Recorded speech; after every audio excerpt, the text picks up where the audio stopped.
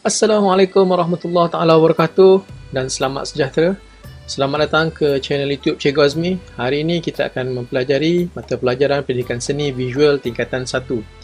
So, tajuk hari ini ialah bentuk. Sebelum ni kita dah belajar rupa, hari ini kita belajar bentuk. Jadi, tanpa membuang masa, kita akan terus ke slide saya yang pertama. Okey, inilah adalah slide yang pertama. Okey, tajuk kita ialah bentuk. Okey, definisi bentuk. Bentuk ialah objek yang mempunyai struktur jisim dan isi padu. Bentuk juga mempunyai lebih daripada satu permukaan dan boleh dilihat dari segi ketinggian, isi padu serta kelebarannya. Bentuk pada alam dapat dilihat daripada pelbagai sudut pandangan. Begitu juga karya arca berbentuk 3 dimensi. Okay, bentuk dalam karya catatan atau lukisan pula hanya dapat dilihat dalam bentuk 2 dimensi. Murid-murid kena tahu, bentuk biasanya perlu ada permukaan, perlu ada jisim, ketinggian, kelebaran. Okey.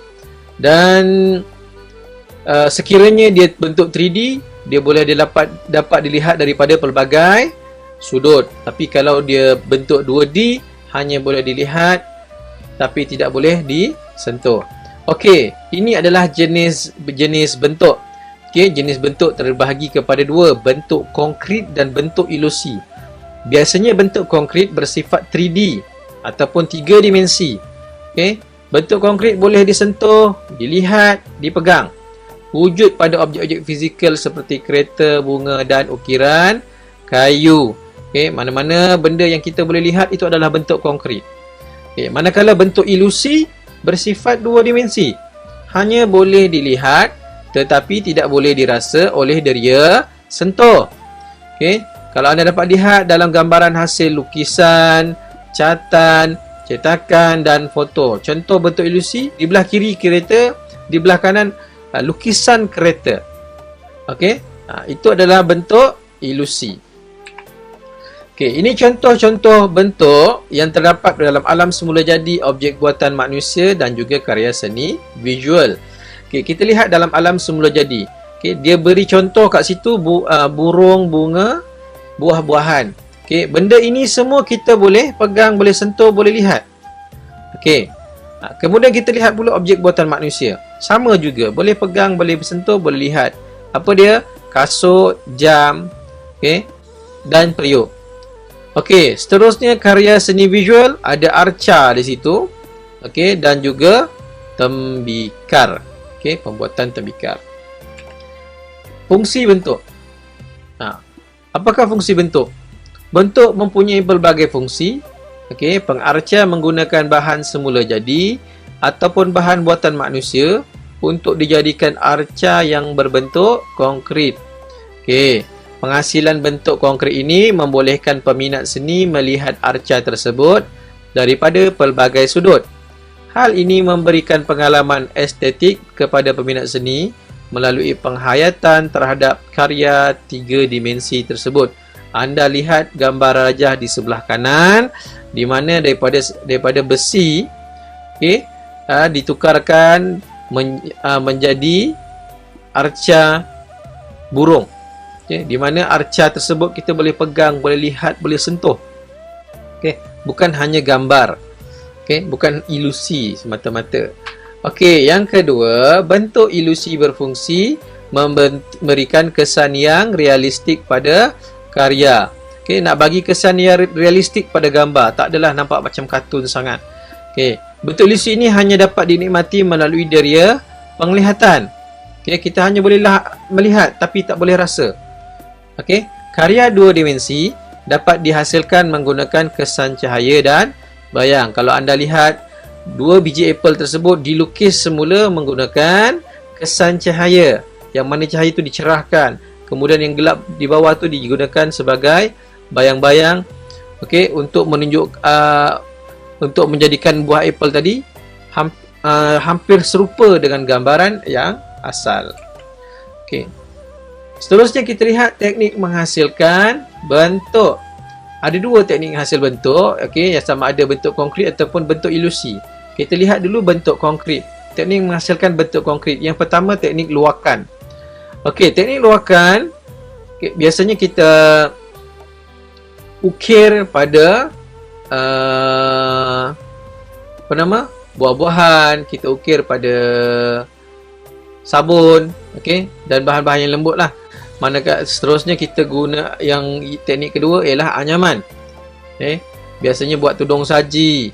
Okey, yang sekarang dah mereka upgrade kepada membuat peralatan elektrik ditambah dengan anyaman-anyaman di atasnya, menjadikan dia lebih menarik. Okey, yang anda dapat lihat lagi, dijadikan itu boleh jadikan bekas alatan-alatan kecil. Yang ketiga, lipatan.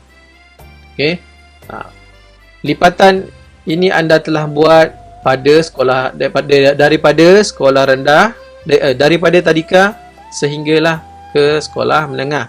Okey, origami.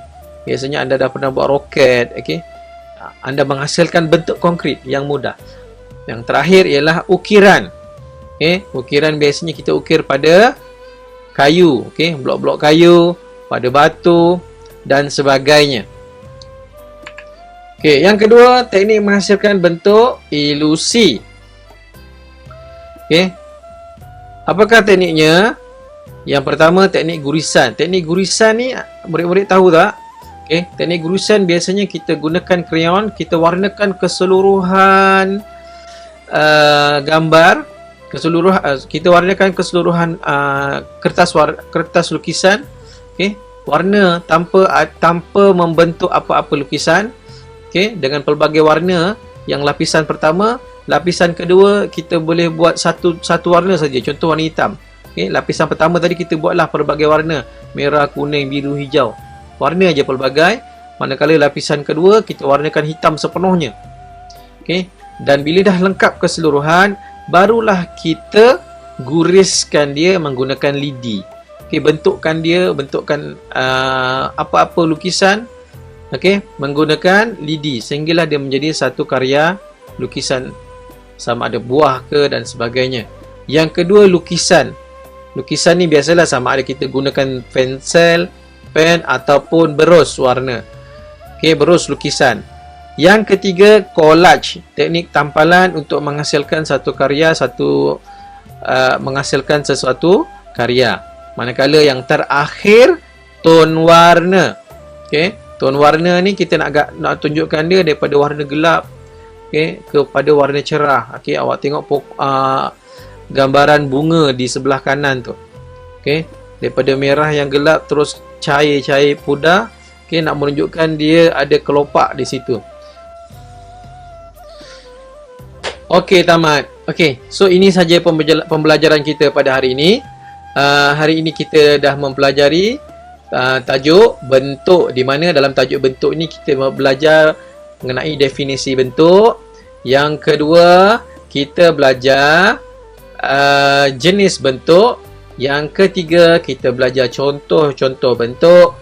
Yang keempat, kita belajar fungsi bentuk. Okey. Dan yang kelima, kita belajar mengenai teknik menghasilkan bentuk. Okey. Setakat ini saja pembelajaran kita pada hari ini. Dan kita akan berjumpa pada minggu hadapan, tajuk yang sama untuk membuat aktiviti menghasilkan bentuk.